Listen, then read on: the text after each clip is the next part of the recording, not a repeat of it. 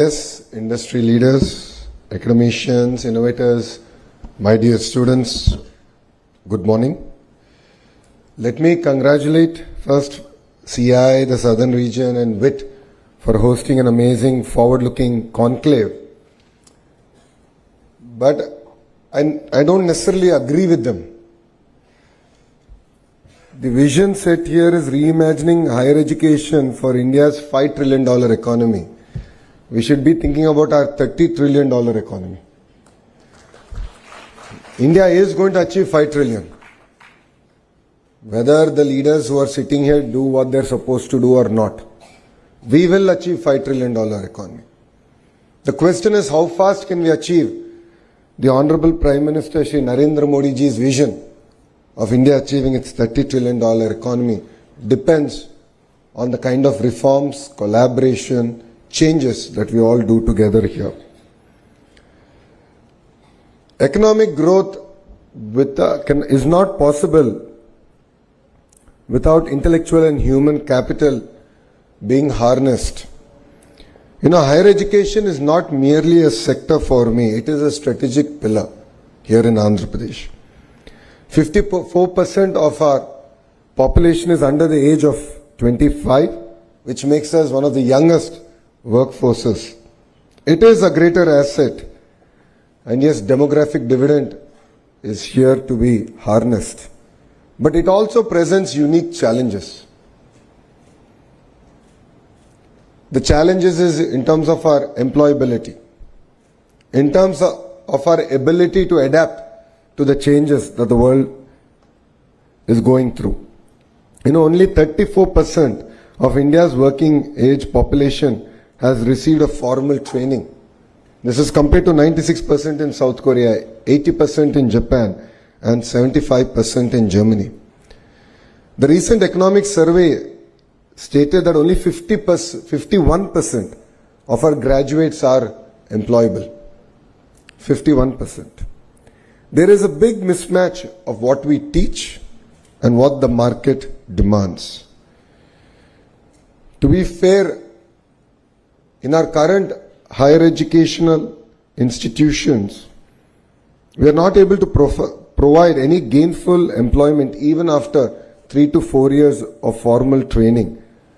Whilst youngsters go to Amirpet and within 4 to 6 months of training, they're able to find a job. So I truly believe that fundamental transformation, not correction, transformation is required in higher education. We must move from degree acquisition to skill activation. We can draw a lot of examples from across the world. Dr. Ashwini ji just mentioned about Stanford University and asked me to explain why Stanford has fostered innovation. And to be fair, it's a very old institution. It has built itself organically. But the most important thing is the ability of the institution to transform itself, to adapt to changes around itself. And when I went to Stanford, I was part of the old curriculum at the Graduate School of Business. I was literally the last batch of the old curriculum. And Brahmni, my wife, is also Stanford MBA. She was part of the new curriculum. And there's so much of sea change between the curriculum, the approach, that even universities have to start transforming themselves. Otherwise, they become irrelevant. Professor Ratnaji just mentioned about public universities. So that is my concern. Public universities also should transform themselves. They should be led by best in industry to drive changes. Only then will they also be relevant in higher education. There is always a persistent gap between, academia and industry. A lot has been discussed today about it. But it's very, very important that we accelerate reforms. So APSHI, Vice Chair, is here. All the thought leaders are here in this room. What is important is pace, speed at which we bring in the change. We must accelerate reforms through dynamic curriculum updates, structured internships, mentor and career guidance ecosystem, and faculty immersion programs. You know, this is not merely a luxury, this is need of the hour, this is necessity for India. As all of you are aware, there has been a change in the government in the 16 months back. And the Honorable Chief Minister signed one of his first GO, which was skill census. And the idea was, how do you assess the citizens across various traits? And then what kind of skill intervention we should provide. As leaders have said, Mr. Naidu is a visionary. He always looks ahead of the time. And then he leaves execution to youngsters like me. We tried skill census in its traditional census format in my own constituency, Mangalgiri, and we failed miserably. We were unable to assess across the various traits that today people are gainfully employed.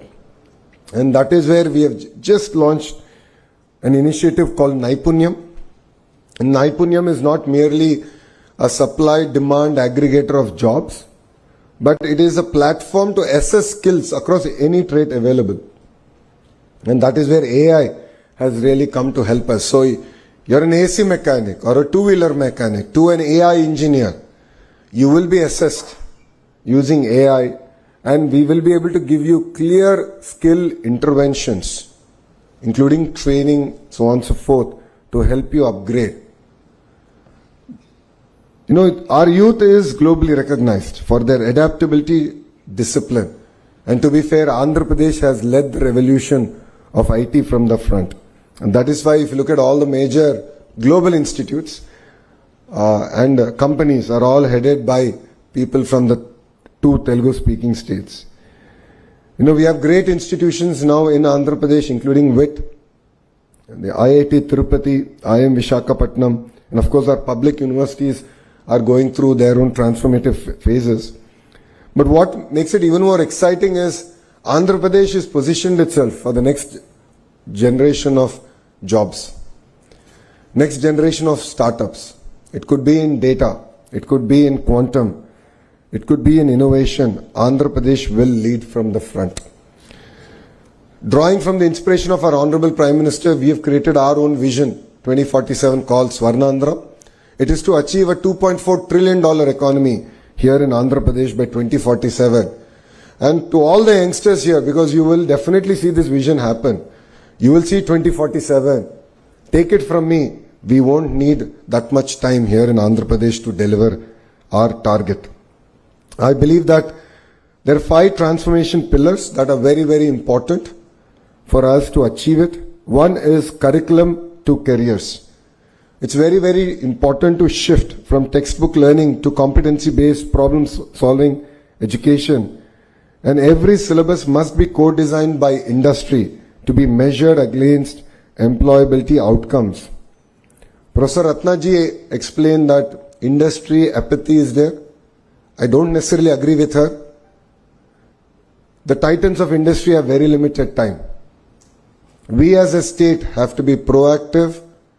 We have to deliver on the speed. We shouldn't waste their time. Only then will they be willing to invest time to help us transform our entire curriculum. So APSHI should work even harder than they are, including the chairperson, to involve the industry in terms of bringing in the requirements, changes to the curriculum. Research and innovation is the second pillar. Each university COE must host incubators, patents and startup hubs. It's very, very important that we also tie up with other global universities.